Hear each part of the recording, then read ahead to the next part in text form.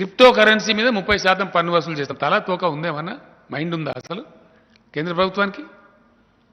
Crypto currency మీరు ఒప్పుకున్నారా?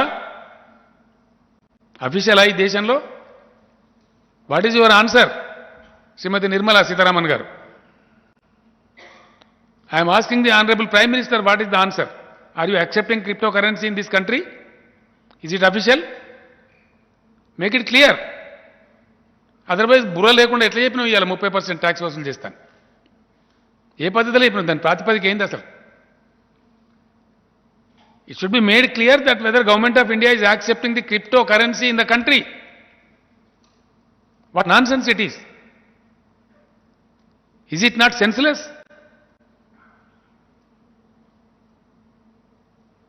हम जो भी कह सकते हैं, जो भी कर सकते हैं, ये क्या बात है? इस देश के नागरिक होने के नाते, इस देश के एक जिम्मेदार मुख्यमंत्री होने के नाते मैं पूछ रहा हूं केंद्र सरकार को, ये मेरा हक बनता है, मैं पूछना चाहता हूं और पूछ रहा हूं, क्या इस देश की सरकार क्रिप्टो करेंसी को मान रही है, ऑफिशियलाइज कर रही है? आपने खुद कहा हम क्रिप्टो करेंसी को नहीं मानते, कुछ ही दिन पहले कहे थे. మీకు తెలుసు మీరంతా జర్నలిస్ట్ మిత్రులు, మీరే రాసిన వార్తలు. राज बजट में कहते हैं कि 30% टैक्स लगाएंगे. क्या मतलब हो गया? कुछ दिमाग है इस केंद्र सरकार को? ये दिमाग रखने वाले करने की बात है. किसको कंफ्यूज कर रहे हैं आप इस देश में? किधर ले जाना चाह रहे हैं इस देश को?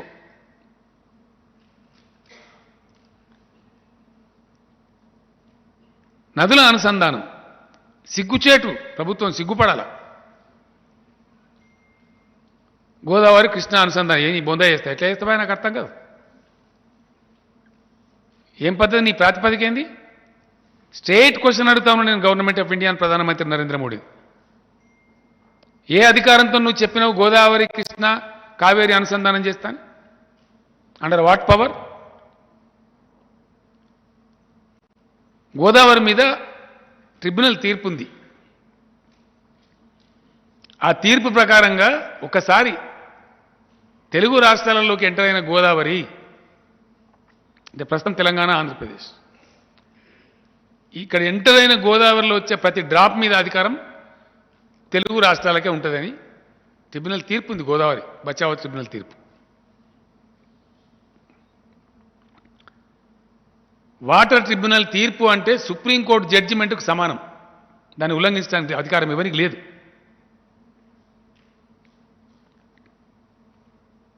నువ్వు మా నీళ్లను మాకు అడగకుండా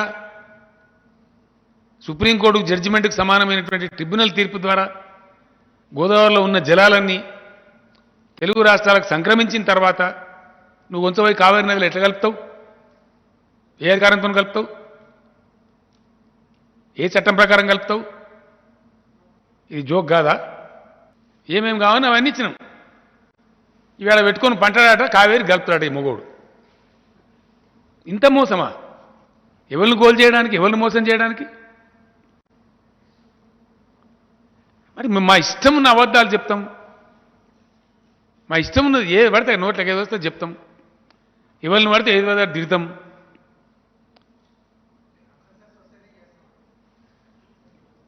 అటు కాదండి. నీ ప్రాతిపదిక ఏంది అని?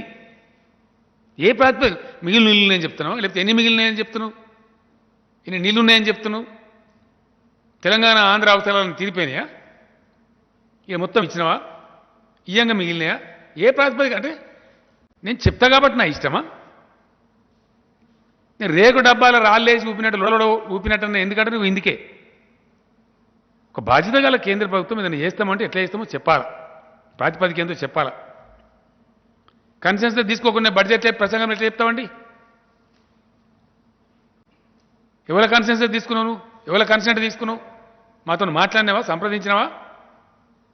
అండర్ వాటర్ అథారిటీ ఏ క్యా బాత్ హై? పచ్చి అబద్ధాలండి నేను చెప్పేది. ఎందుకోసం చెప్తున్నా ఈ మాట అంటే బాధతో చెప్తున్నాను. తెలివైన దేశాలు వందల కిలోమీటర్లు, వేల కిలోమీటర్లు తీసుకుపోయి ఇస్తా ఉన్నారు నీళ్ళు. ఏసీ ఇలా మేం తెచ్చినాం. 100 కిలోమీటర్ల దూరం, 100 మీటర్ల ఎత్తుకు తెచ్చిస్తాం నీళ్ళు మేము. ఇవాళ కొత్త రాష్ట్రం అయినప్పటికీ మీరు ఏకాని ఇయ్యకున్నా, మీ కోఆపరేషన్ జీరో ఉన్నా మేము తెచ్చినాం ఇవ్వాలి నీళ్ళు ఇస్తాను ఇక్కడ ప్రాక్టికల్గా. మేము పండించిన పంట కొనే ముఖం లేదు మీ తెలివికి, సిగ్గు కూడా లేదు. అంత బ్రహ్మాండంగా ఇస్తాను నీళ్ళు మేము, మీకు తెలివి లేదు ఇవాళ. నీతి ఆయోగ్ మీటింగ్లో చెప్పిన నేను యాజ్ ఎ సీఎం, ఈ దేశంలో నీళ్ల కరువు ఉండటానికి వీలే లేదు. దేశం దేవుడిచ్చినటువంటి సంపద, ప్రకృతి ఇచ్చినటువంటి వరం, 65,000 టీఎంసీల నీళ్లు ఉన్నాయి భారతదేశానికి. మీరు రాయాలి దయచేసి, తెలవాలి ప్రజలకి. ఈ దేశానికి 65,000 టీఎంసీ వాటర్ ఉంది. So far by now, out of the 65 TMC of water which is available to the country, only 35,000 TMC is exploited. 30,000 TMC surplus water is there. And some more accounts have to be settled. There is water available in the rivers from which they come from Tibet. అవి తేలాలి. Tibet నుంచి వచ్చే నదుల యొక్క నీళ్ళ లెక్క తేలలే, ఇంకా dispute ఉంది. తేలితే అక్కడ 4-5 వేల టీఎంసీలు వస్తాయి. ఇంచుమించుగా తేలిన లెక్క, తేలవలసిన లెక్క మొత్తం కలిపి భగవంతుడు ప్రకృతిలో ఇచ్చినటువంటి వరం భారతదేశానికి 65 నుంచి 70 వేల టీఎంసీల నీటి లభ్యత ఉంది. మన తెలివికి, కాంగ్రెస్ బీజేపీల తెలివికి 35 వేల టీఎంసీలు కూడా ఇంకా పూర్తిగా ఎక్స్ప్లైట్ కాలే. Very sorry. ఇండియాలో వాటర్ వార్స్. వై? మీ కురసబుద్ధి కాదా? మీ తెలివి తక్కువతనం కాదా? మీరు ఇంప్లిమెంట్ చేస్తున్న బ్యాడ్ వాటర్ పాలసీ కాదా? మీ ఇగ్నోరెన్స్ కాదా? మీ అవివేకం కాదా? మీ అజ్ఞానం కాదా? దేనికి నిదర్శనం ఇది? దేవుడిచ్చిన, ప్రకృతి ఇచ్చిన సంపద ఉండంగా దాన్ని వాడే మీ యొక్క తెలివిలేని మీ అవివేక పరిపాలన కాదా? ఏం ఆన్సర్ చెప్తారు మీరు దీనికి? కమాన్ answer. I am asking the Minister Jal Shakti and Honorable Prime Minister of India, is it not a fact that 65,000 TMC of water is available in the country? Is it a fact or not? These figures are given by Central Water Commission of India. These are not KCR's figures.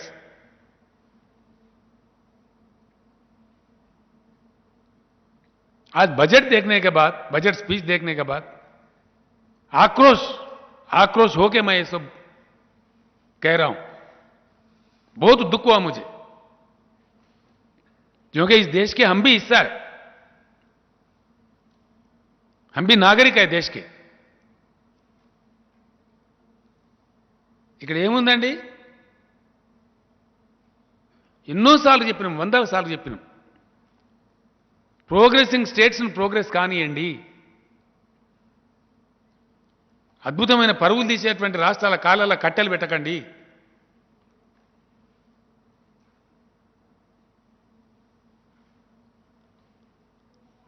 ఎంత నిస్సిగ్గుగా అంటే, ఎంత సిగ్గు లేకుండా అంటే చాలా బాధ అవుతుంది. Sorry, very sorry.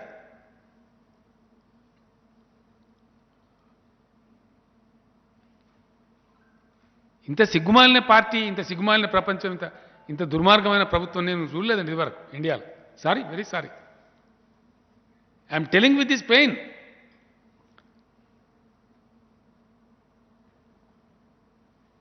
నీళ్ళ విషయంలో ఇది వీళ్ళ పాలసీ, దిక్కుమాలిన వీళ్ళ యొక్క బ్యాంకరప్ట్ థింకింగ్. వీళ్ళ పాలసీ లేదు, పాసు లేదు. Because of the bad water policy practised by government of India, today country suffers for drinking water.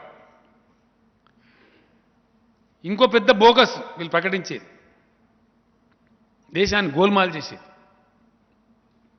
సిగ్గుపడాల.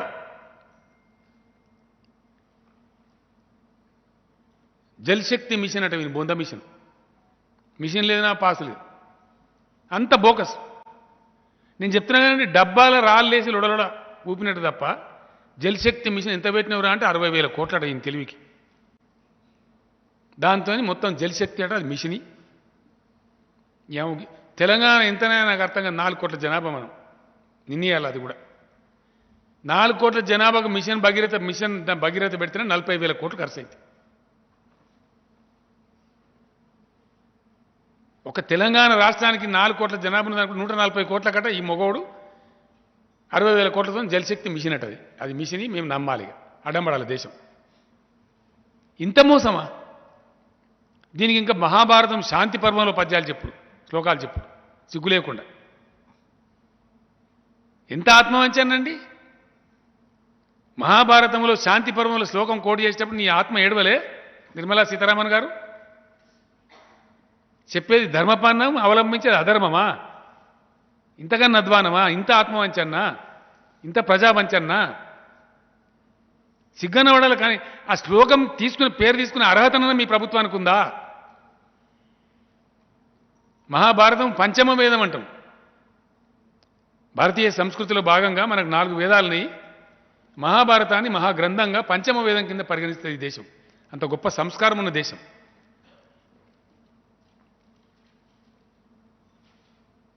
మీరు మీ దిక్కుమాలిన పార్టీ మీ ప్రభుత్వం ఈ దేశానికి పుట్టిన కుక్కమూతి పిందె మీరు